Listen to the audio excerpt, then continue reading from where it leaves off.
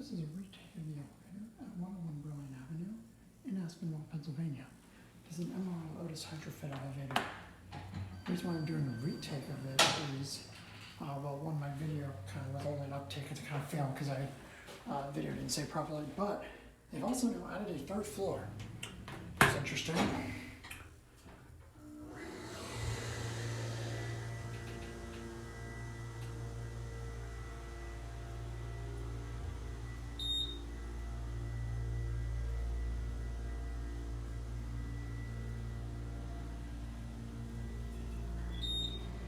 Three.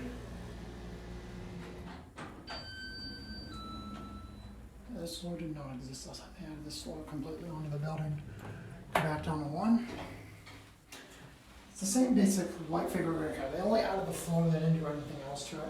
I actually came here in like 2021 when they were still adding the third floor. This was being used as a 501 temp elevator. And unfortunately I got busted. I wasn't able to do a video, but I did get to ride it then. Actually, if you notice, this is actually the same COP, I'm pretty sure. Because notice this button, here back at 1, was this 3 button's a little closer to the 2 button than the 1 is to the 2 button. The same for the braille. It's not exactly lined up.